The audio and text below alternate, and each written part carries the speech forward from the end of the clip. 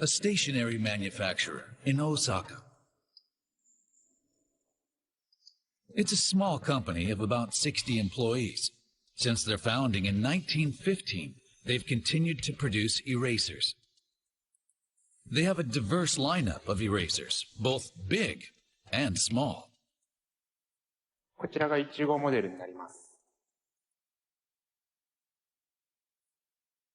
In 1989, the company invented this product, correction tape. By offering a new way to fix written mistakes, it created new markets around the world.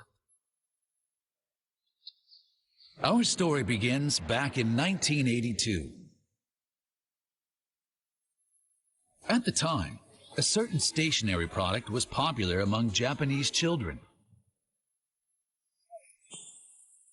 Novelty erasers, shaped like animals, fruit, and popular characters.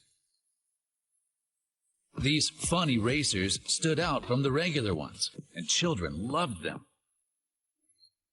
They were made by a certain stationery company in Osaka. Rickshaw is currently involved with development at the company. Here's what he heard about those times. The company developed puzzle erasers that fit together, and also ones that smelled like cola. It was dedicated to crafting brand new erasers, things that no one had seen before. However, there was a negative outlook starting to form during company meetings at that time. The demand for erasers is going to decrease. The reason? The birth rate was expected to decline in Japan. Fewer children would mean fewer erasers sold. In addition, many things in offices were becoming automated. Photocopiers, fax machines, and word processors all meant less need for erasers. Instead of handwriting, you'd type on a computer, so naturally people will use erasers less. It seems a lot of employees were worried about this. With the company's survival at stake, a new development project was launched. When considering what kind of product to make, a team member looked towards this. Correction fluid, invented in the U.S.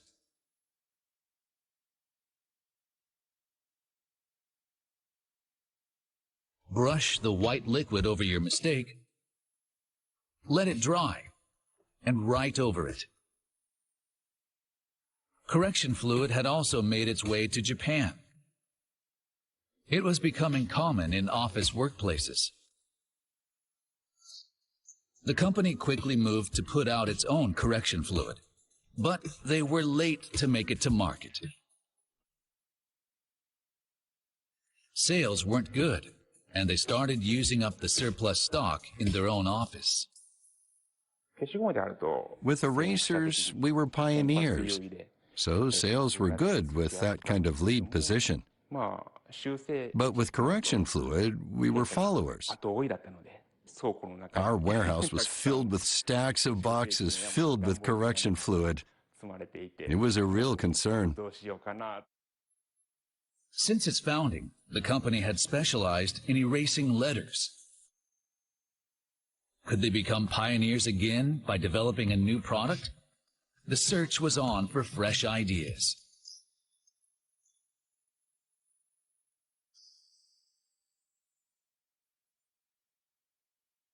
What would the new product be? The team started brainstorming with correction fluid on the mind. Could it dry any faster? Could it come out flatter after drying? These kinds of thoughts were being floated around. That led to this product idea, white paper that you could stick over your mistake. But when they actually tried it out, if the paper was too thin, you'd be able to see the writing underneath. When being photocopied, The outline would show up if it was too thick.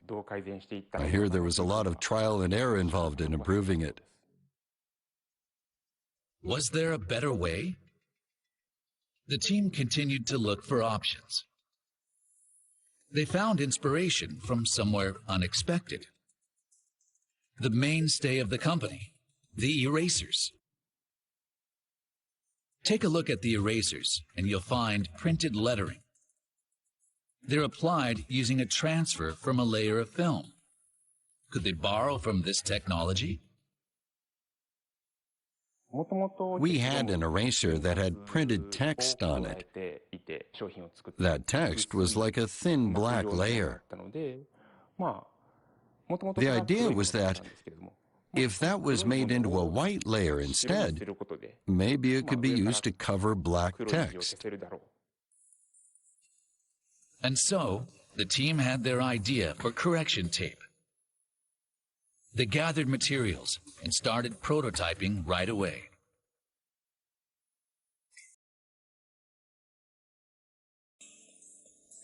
The lettering on the erasers used a kind of decal transfer technology. The letters were carried on a thin, clear film. This was pressed onto the eraser in order to transfer the lettering.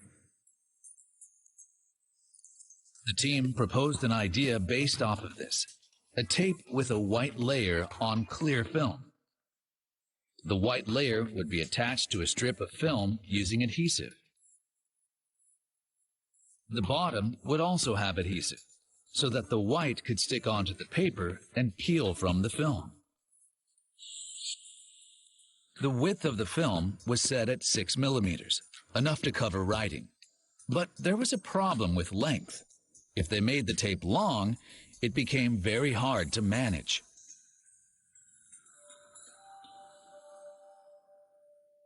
The team continued to struggle to find a solution. Then, one day, the team looked into cassette tapes, a popular medium for music at the time. The two reels inside the plastic housing were able to store a long length of tape. The team looked at using something similar to cassette reels in order to store the tape compactly. It's common for developers to get inspiration like this from the world around us. And so, this was the actual prototype the company made. Similar to a cassette, tape from one reel wound onto a second reel. The company successfully secured a patent for this.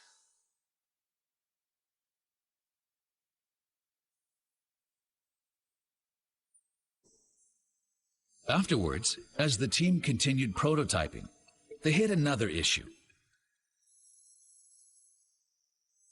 How strong to make the adhesive on the tape? The white layer on the film was covered in adhesive. But if that adhesive was too strong, the tape would stick to itself on the reel. If it was too weak, the white layer wouldn't stick well to the paper when pressed on. The adhesive couldn't be too weak or too strong. It had to come off the film well, but also properly stick to the paper. It was an extremely key point to find that proper balance. What was the right balance? The team tested over and over, but they just couldn't find it.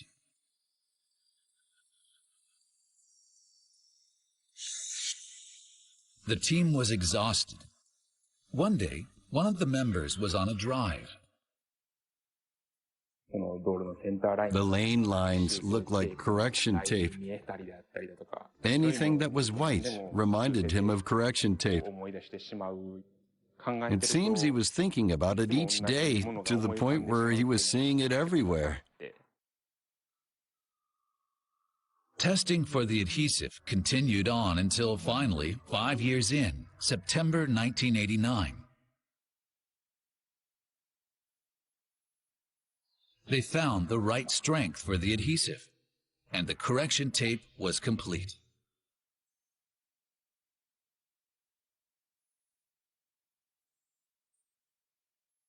The correction tape was made, but one issue remained. How would they popularize the product? It was new and unfamiliar. It would take a lot of explanation to point out the benefits to customers. The team decided to head for Osaka Station.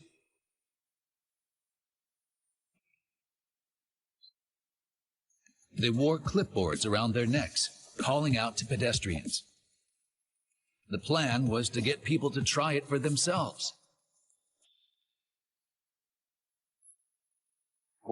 In order for people to see the value of correction tape, they had clipboards with paper to let people try it for themselves. They thought that'd be the easiest way. The target was the businessmen in suits. People who had experience fixing mistakes with correction fluid would surely see the benefit. But people just didn't seem to want to stop by. Everyone seemed busy and they didn't want to listen. Those were the people they had to grab. But one businessman did stop for them. They handed him the correction tape and gave him the pitch.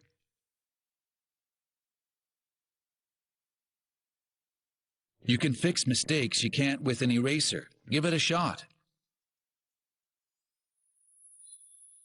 The man rolled the tape over the paper. The lettering disappeared. A pen was promptly handed over to write over the tape. If it didn't work well, people would brand their product a failure.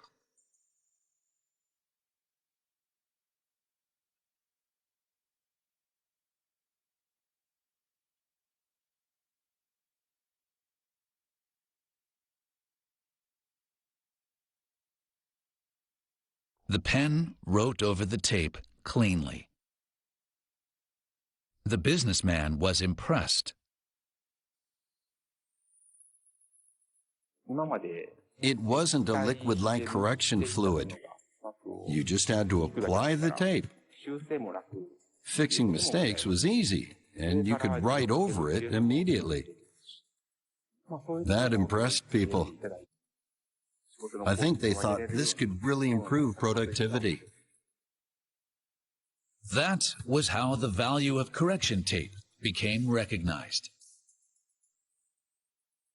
The street-level marketing created good word of mouth, and offices in Japan steadily started using the product.